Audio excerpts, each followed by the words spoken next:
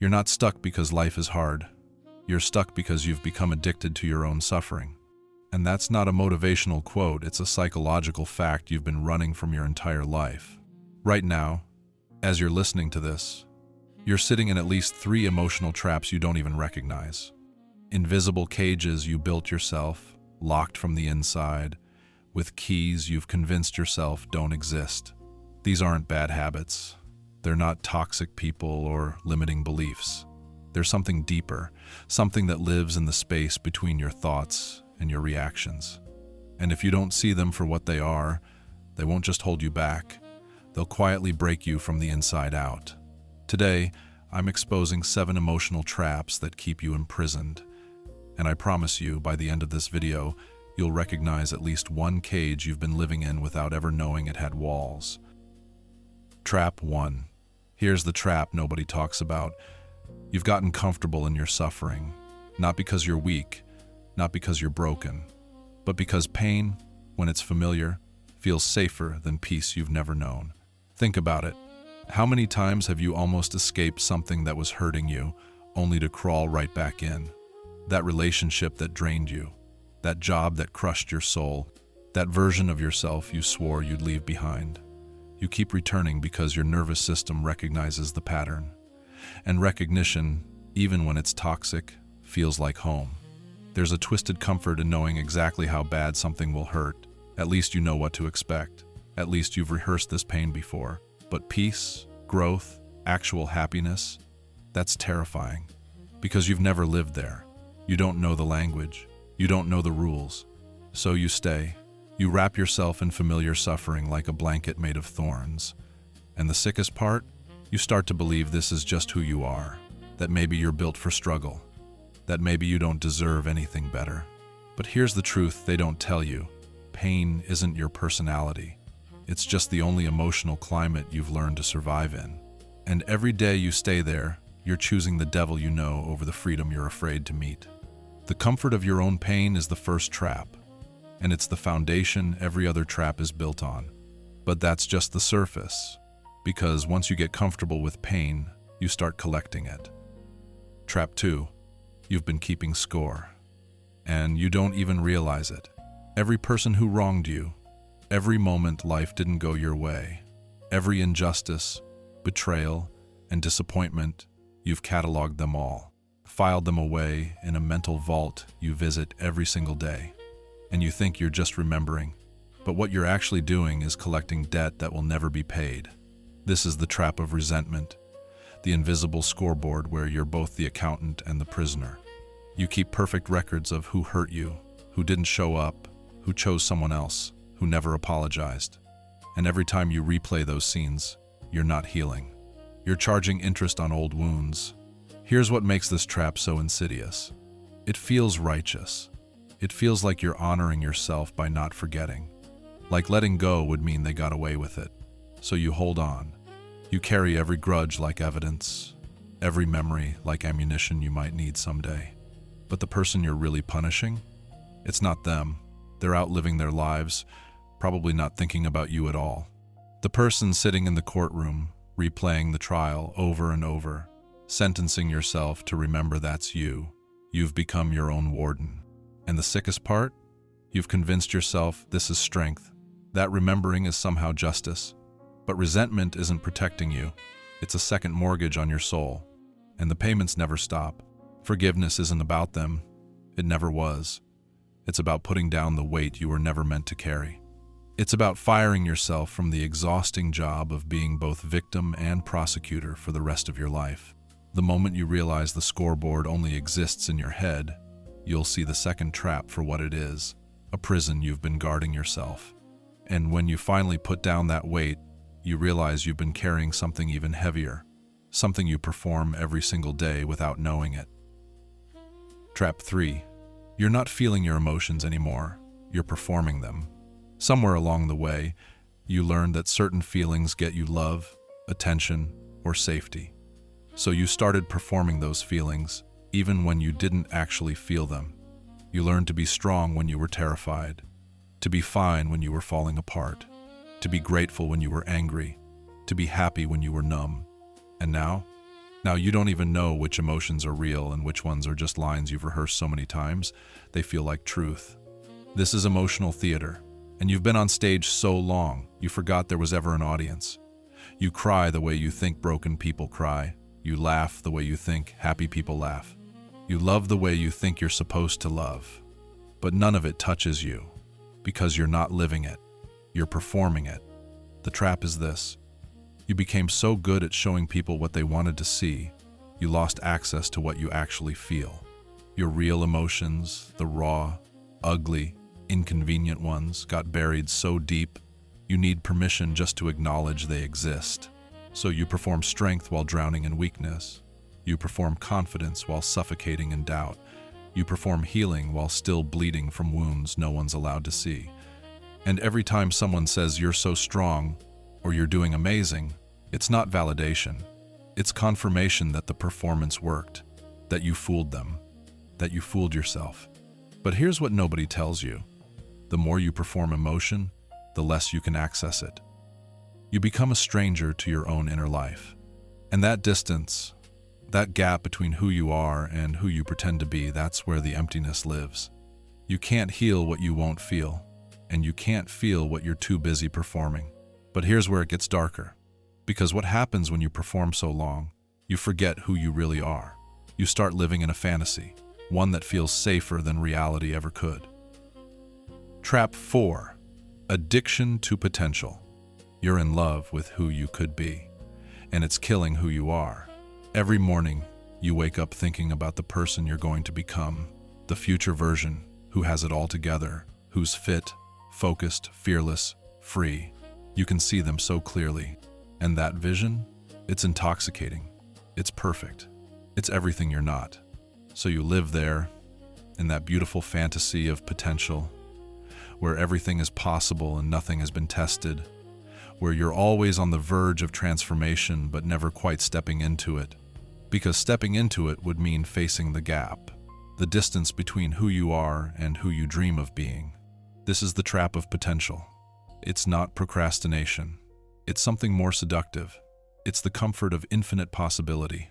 As long as you haven't tried, you can't fail. As long as you're working on yourself, you never have to show up as yourself. You collect self-help books you'll never finish. You start morning routines you'll abandon by Thursday. You make plans for the person you're becoming while ignoring the person you are. And every time someone asks what you've been up to, you say the same thing. I'm working on myself. I'm in my growth era. I'm becoming. But becoming what? Becoming when? The truth is, you've turned self-improvement into self-avoidance. You're so obsessed with your potential that you've abandoned your present. You've made working on yourself, the work itself, an endless project with no deadline, no accountability, and no actual progress. And the cruelest part? Potential doesn't pay bills. It doesn't build relationships. It doesn't create anything real. It's just a prettier word for waiting, for staying safe in the fantasy instead of risking failure in reality. You're not afraid of failing. You're afraid of discovering that even your best self isn't enough. So you never let that person fully arrive. You keep them just out of reach. Forever potential, never actual. And while you're busy working on yourself, this next trap is quietly working on you, tightening its grip every single day. Trap 5. The loyalty trap. You're still loyal to people who stopped being loyal to you years ago. And that loyalty? It's not love. It's a life sentence. Somewhere along the way, you were taught that loyalty is noble, that sticking around makes you strong, that leaving makes you a quitter. So you stayed.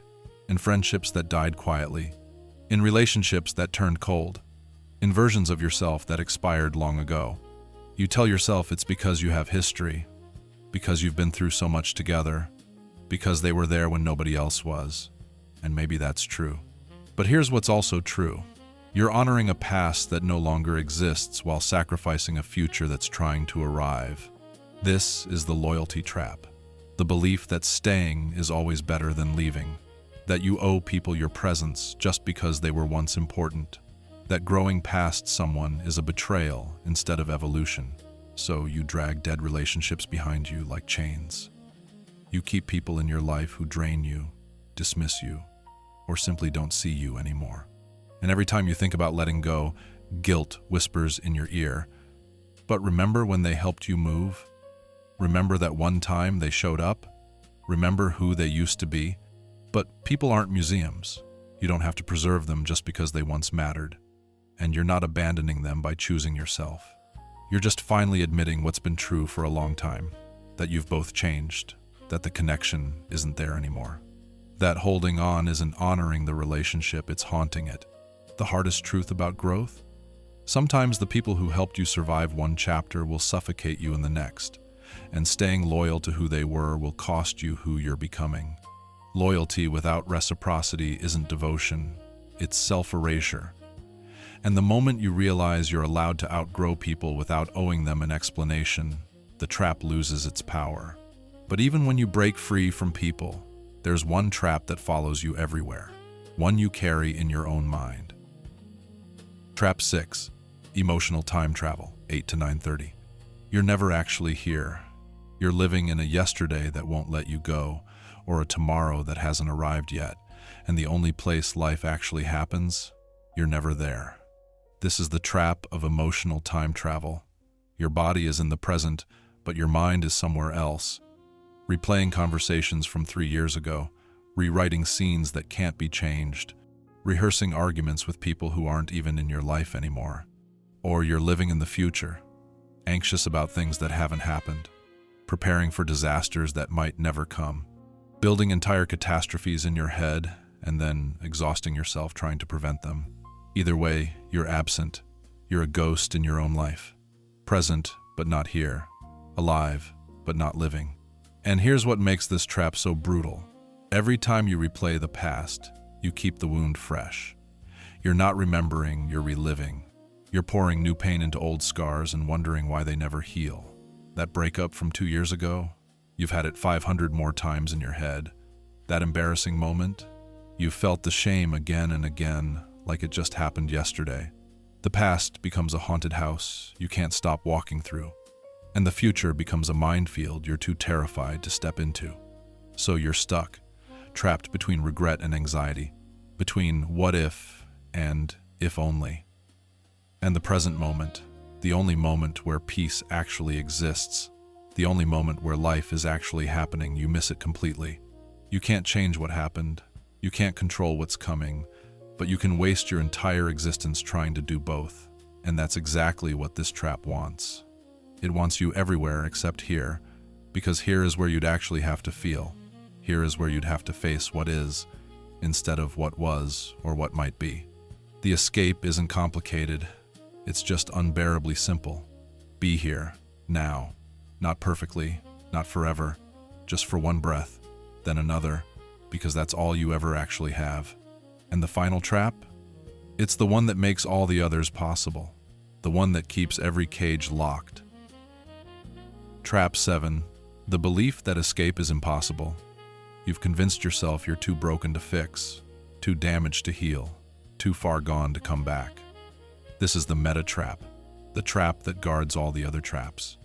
The voice that whispers, "This is just who you are. This is just how you're built. Some people get better, but not you." And here's why it's so insidious. It feels like self-awareness, like you're just being realistic about your limitations. But what you're actually doing is giving yourself permission to stay stuck. You're turning your pain into your identity and calling it acceptance. You say things like, "I'm just an anxious person. I'm just like this. I've always been this way." And every time you say it, you're not describing yourself. You're sentencing yourself. You're building walls and calling them bones. You're making your cage feel permanent so you never have to face how terrifying freedom actually is. Because here's the truth you're avoiding. If escape is possible, then staying becomes a choice. And if staying is a choice, then you're responsible. You can't be the victim of your own life anymore. You can't blame your past, your trauma, your brain chemistry, your family, your circumstances. So you choose hopelessness. Not because it's true, but because it's safer than hope. Because hope requires action. Hope requires risk. Hope requires you to believe that change is possible, and if it's possible but you don't pursue it, then what does that say about you? This trap tells you that healing is for other people. That transformation is for the strong ones, the lucky ones, the ones who weren't hurt as badly as you. It tells you that your wounds are special, that your pain is different, that your story is the one exception to every rule about growth and recovery. But it's lying, and somewhere deep down, you know it. Every trap you're in, you learned, which means every trap can be unlearned. Every cage you built, you can dismantle. Every lock you turned, you can turn back. The door was never sealed. You just stopped checking if it would open. The moment you stop believing escape is impossible, every other trap starts to crumble. Because they were never holding you, you were holding them. So let's be clear about what just happened here. You didn't just learn about 7 traps. You recognized yourself in at least 3 of them, maybe all of them. And that recognition, that uncomfortable feeling of being seen, that's not weakness. That's the beginning of escape. Because here's what nobody tells you about emotional traps. They're not punishments. They're not proof that you're broken. They're survival mechanisms that outlived their purpose. They were patterns you created to protect yourself when you had no other options. And they worked. They kept you safe. They got you through. But what saves you in one season can suffocate you in the next. And the hardest part of growth isn't learning new patterns. It's letting go of the old ones, even when they hurt, even when they're killing you. Because at least they're familiar. Freedom isn't a destination you arrive at. It's a practice. It's the daily choice to recognize the cage, name the trap, and take one step toward the unlocked door. Some days you'll walk through. Some days you'll just stand there, staring. And that's okay. Because awareness is the first key. And you already turned it. You're not too broken for this. You're not too far gone. You're not the exception. You're just human. And humans are remarkable at one thing above all else. We adapt. We survived by learning these traps, which means we can survive by unlearning them. The cage was always unlocked. You just had to stop believing it wasn't. Now, which trap are you going to face first?